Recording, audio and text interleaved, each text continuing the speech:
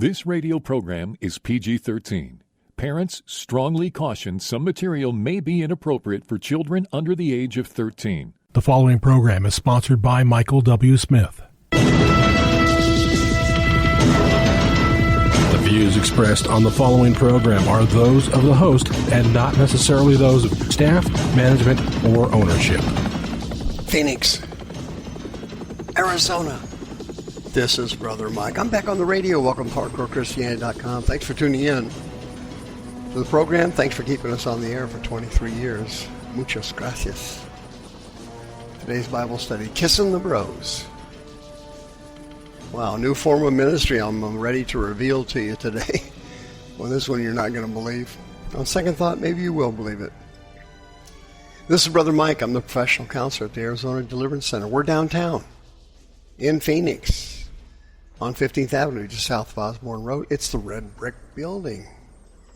HardcoreChristianity.com is a website. All of our services are on there. For example, we have 2 live services every week, Thursday, Friday nights at 7 o'clock. Brother Rick is on Thursday nights at 7. We have 4 Zoom services, Monday, Wednesday, Saturday, and Sunday. Evenings, just send me an email, Mike at HardcoreChristianity.com. Send me a phone call at 602-636-5800, and I'll send you the code and the passwords. No problem. We have a monthly children's healing service, the first Saturday of every month at 10 o'clock. We have a deliverance training class every Tuesday at 6:30, and the 4th Saturday of every month at noon. My Sunday podcast is on 9 o'clock in the morning, Pacific time, and 9 o'clock Arizona time. Podcast with Brother Mike and the Deep Things of God. We're having a miracle healing service, another one, on September 13th. Hope you can make it. It'll be well worth your time and energy. May God richly bless you. Kissing the Bros. Let's get a little kissy here. I guess there's a new ministry going on here. I have spent, I don't know how many years, explaining the need for deliverance and the need to remove the bondages and give freedom to born-again Christians, and the fact that Christians can be infected but not possessed with demons. Nowhere in the Bible does it say that Christians cannot have demons. It's not in there. There's no verse in there that says that.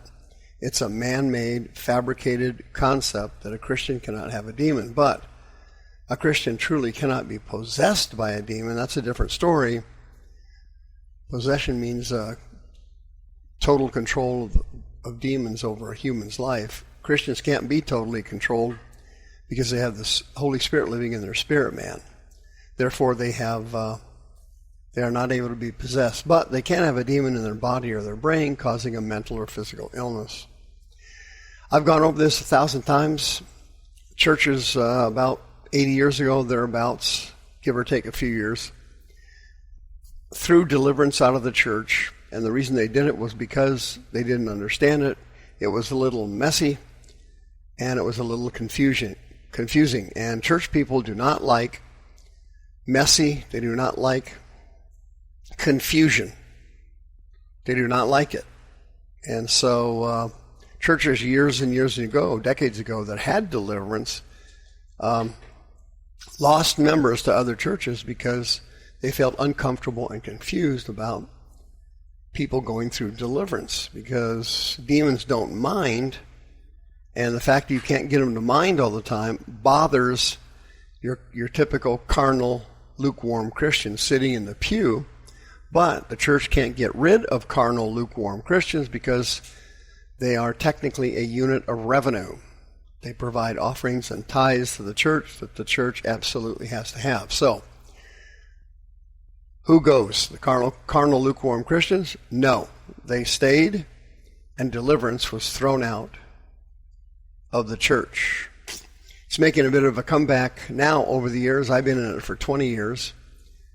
Bob Larson kind of brought it to the foray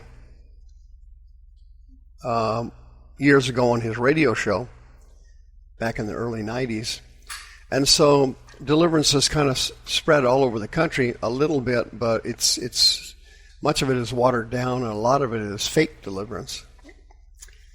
But I've taught for I don't know how many years on the fact that so many ministers are infected with demons and they don't know it.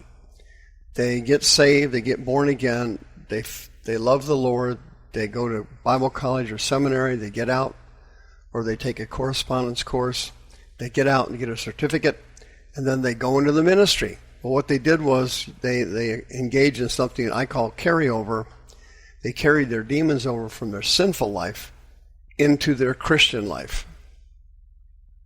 And later on, these demons that get carried over cause a scandal, usually related to money or sex. It's one or the other, almost 99% of the time. It's just horrible.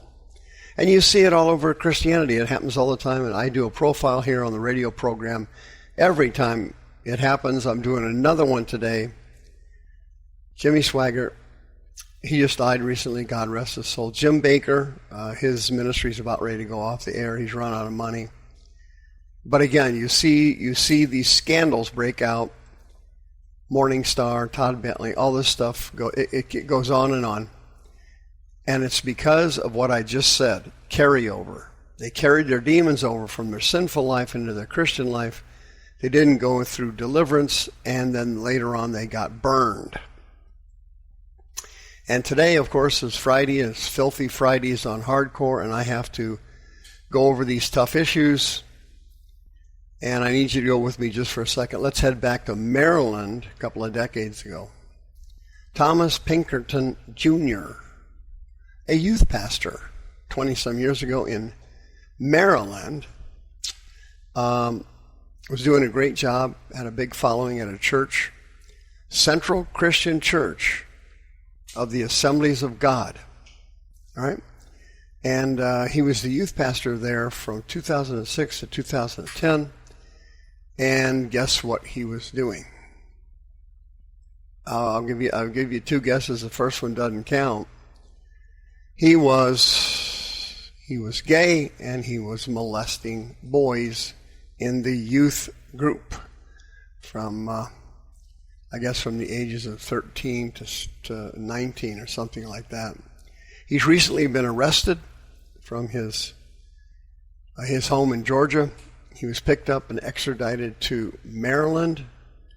He was charged with 24 felonies and misdemeanor accounts.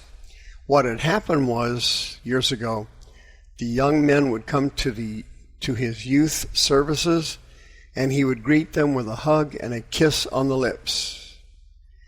Later on, he would groom them and have them over to his house, where he would stroke their penises. Okay, no, you didn't mishear me. I know that sounds unbelievable. I couldn't believe it myself. And this went on for years. Okay? Apparently it happened recently in Georgia, where he was living. A seventh man came forward and said that Pinkerton had molested him. So years ago, of course, he left the Assembly of God Church there, Central, and he became a traveling evangelist. He started his own ministry, and he traveled all over the place, almost all over the United States, several foreign countries. I mean, he apparently had a long, successful ministry while he was traveling around kissing young boys on the lips and massaging their penises. Okay? The Assembly of God found out about the rest, and of course everybody went into recovery mode. The Assembly of God Church, by the way, is I have a soft spot for them for sure, because I came out of the Assemblies of God. I was in that denomination for years. Met a lot of great people there, a lot of people that love the Lord, a lot of great ministers. I had a lot of interesting ministries there. I kind of started my ministry career there, although I never got delivered from demons. That didn't happen until 2004. But there's 3 million people that belong to the Assembly of God denomination here in the United States. They have about 13,000 churches. They're pretty big. I mean, obviously they're not like the Baptists, but wow. Well, this scandal with Pinkerton came on the heels of another scandal that just came out, the Daniel Savala scandal in Orlando. Oh, boy.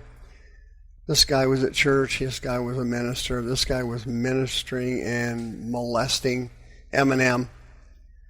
And David Savala's nickname was, quote, the holiest man alive.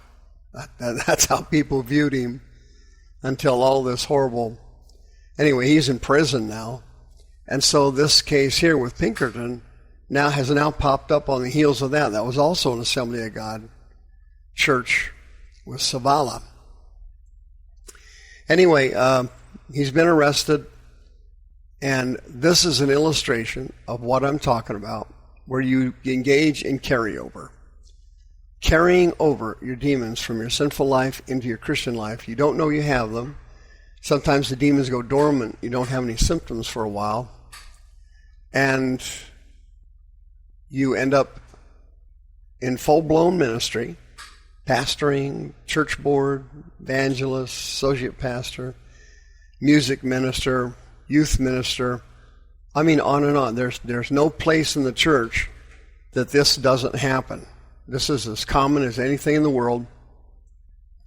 I have counseled numerous ministers over the years who have been caught in this horrible trap of carryover.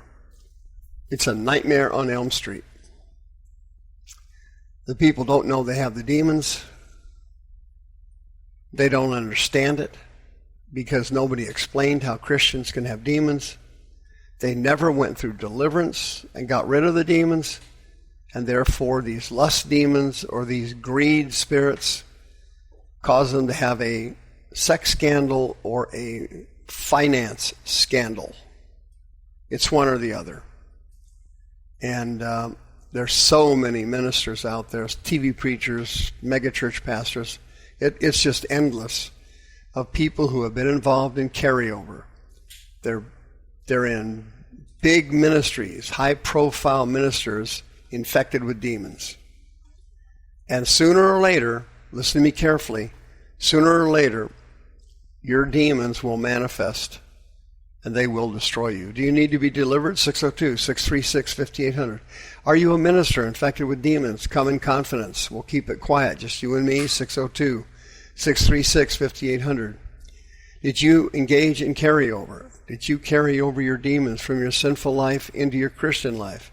And now you've got hidden sins you don't want anybody to know about? Okay, I won't tell anybody. Come for help. Mike at hardcorechristianity.com. Do not be like Savala. Do not be like Pinkerton. Do not be like these people. They are infected with demons and they don't know it. And then they get caught in a scandal. That is not to happen to you. See you next time. The views expressed on this program are those of the host and not necessarily those of staff, management, or ownership. This program was sponsored by Michael W. Smith.